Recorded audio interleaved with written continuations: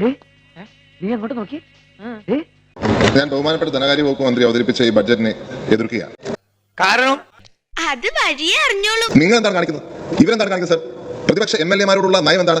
പ്രതിപക്ഷ MLA-മാർക്ക് എന്താണ് ഫണ്ട് വെച്ചിരിക്കുന്നത്? ഭരണപക്ഷ MLA-മാർക്ക് കൊടുക്കുന്നതിന്റെ പകുതി ഫണ്ട് പോലും പ്രതിപക്ഷ MLA-മാർക്ക് നൽകിയിട്ടില്ല എന്നുള്ള യാഥാർത്ഥ്യമാണ്. മാറ്റങ്ങൾ വല്ലതും ഉണ്ടെങ്കിൽ അത് എണ്ണി പറയാൻ സാധിക്കും. കൊച്ചി മെട്രോ, കണ്ണൂർ എയർപോർട്ട്, വിഴിഞ്ഞം തുറമുഖം, ആ ലിസ്റ്റ് നീണ്ടുകൊണ്ടേയിരിക്കുകയാണ്. എന്നെ പൊക്കി പറഞ്ഞ് സോപ്പിടാനുള്ള പരിപാടിയാ കള്ളന്മാര്. അതല്ലാതെ എന്തുണ്ട് ഈ സർക്കാർ പറയാൻ സാധിക്കുന്നത്? ഈ പദ്ധതികളെല്ലാം UDF ഗവൺമെന്റ് ആസൂത്രണം ചെയ്യുകയും നടപ്പാക്കുകയും ചെയ്ത പദ്ധതികളല്ലേ സർ? നിങ്ങൾക്ക് ഒരു പദ്ധതി ആസൂത്രണം ചെയ്ത് തുടങ്ങി അതുപോലെ തന്നെ പൂർത്തിയാക്കിയ ഒരു പദ്ധതി കേരളത്തിൽ നടപ്പാക്കിയ പദ്ധതി ഉണ്ടോ നിങ്ങൾക്ക് പറയുവാൻ? 8 വർഷക്കാലം നിങ്ങൾക്ക് ചെയ്യാമായിരുന്നു. കൊച്ചി മെട്രോയുടെ 2ാം ഘട്ടം നിങ്ങൾക്ക് ചെയ്യാമായിരുന്നു. തിരുവനന്തപുരത്തെയും അതുപോലെ തന്നെ കോഴിക്കോട്ടെയും ലൈറ്റ് മെട്രോ എന്തുകൊണ്ട് നടപ്പാക്കിയില്ല? നീ ഇപ്പൊ ചോദിച്ചതേ ഒരു ആദ്യം ഊണ ആൻസറാ.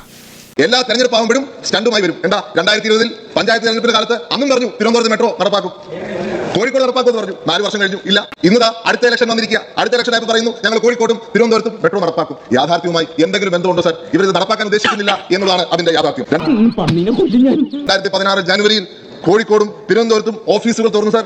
ആ ഓഫീസുകൾ തുറന്നതിന് ശേഷം ഒരു കല്ല് പോലും എടുത്തു വെക്കുവാൻ ഈ ഗവൺമെന്റ് സാധിച്ചിട്ടില്ല എന്നുള്ള യാഥാർത്ഥ്യം നിലനിൽക്കുകയാണ്. ഇന്ന് പറയുന്നത് ഞങ്ങൾ കോഴിക്കോട്ടും തിരുവനന്തപുരത്തും മെട്രോ നടപ്പാക്കുമെന്ന്. സാർ, ഇത് നാണക്കേടില്ല സർ? ഇത് വല്ലാത്ത തൊന്തരവായില്ല. പിന്നെ പറയുന്നു വിഴിഞ്ഞത്തിന് 2 പതിറ്റാണ്ടിന്റെ താമസം ഉണ്ടാകുന്നു കണ്ടുപിടുത്തം ഈ ബഡ്ജറ്റിലുണ്ട്.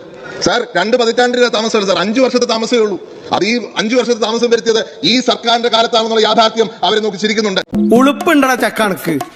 ആണ് ഇവിടെ അതിതീവ്ര തൊഴിൽ സമരങ്ങൾ ഉണ്ടാക്കിയത്. ട്രാക്ടറിനെതിരെ സമരം, കമ്പ്യൂട്ടറിനെതിരെ സമരം. പണിയെത്തിക്കൂ കൈകളിലെല്ലാം, എന്നിട്ടാകാം കമ്പ്യൂട്ടർ, കമ്പ്യൂട്ടർ തൊലയട്ടെ. സ്മാർട്ട് സിറ്റിക്കെതിരെ സമരം. ഇവിടെ ഇന്ത്യയുടെ പ്രധാനമന്ത്രി മെട്രോന്റെ തറക്കട വന്നപ്പോൾ അവരെ അദ്ദേഹത്തെ സ്വീകരിച്ച സമരം കൊണ്ടാ.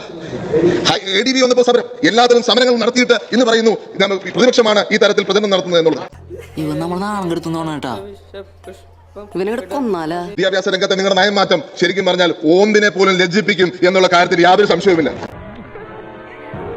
വികസനപരമായ കാര്യങ്ങളിൽ നിങ്ങൾ എത്രമാത്രം പിന്നിലാണെന്ന് സ്വയം വിലയിരുത്തുവാനുള്ള അവസരമാണ് എന്ന് ഞാൻ പറയാൻ ആഗ്രഹിക്കുന്നു. ഇവന്റെ കോമഡി കണ്ടാ പൊങ്കാലായിട്ട് അടിച്ചു കൊല്ലാൻ തോന്നുന്നു. മിണ്ടരുത്. കർഷക ആത്മഹത്യകൾ സർ, കാർഷിക രംഗത്ത് നോക്കുമ്പോൾ ഈ കർഷക ആത്മഹത്യകൾ കൂടിക്കൊണ്ടിരിക്കുകയാണ്. 2023 9 കർഷകരാണ് ആത്മഹത്യ ചെയ്യുന്ന കണക്കിൽ. 2024 2 പേർ. ഇത് കാർഷിക രംഗത്തെ നിങ്ങൾ അവഗണിക്കുന്നുണ്ടല്ലേ? അതൊക്കെ ശത്രുക്കൾ പറഞ്ഞുണ്ടാക്കുന്ന. നവകേരള സദസ് നടത്തി, ഒത്തിരി പേരെ വാക്കുകൾ കേട്ടു. പക്ഷേ ഒരു കർഷകന്റെ എങ്കിലും വാക്ക് കേൾക്കുവാൻ നിങ്ങൾ തയ്യാറായിട്ടുണ്ടോ എന്നുള്ള ചോദ്യം ഞാൻ ചോദിക്കാൻ ആഗ്രഹിക്കുക. എന്റെ ജാതകം ഒന്ന് നോക്കിച്ചാലോ എന്ന് ആലോചിക്കായിരുന്നു. എന്തിന് ഈ മാനഹാനിയും ദ്രവ്യനഷ്ടം എത്ര കാലം കൂടി ഉണ്ടെന്ന് അറിയാം.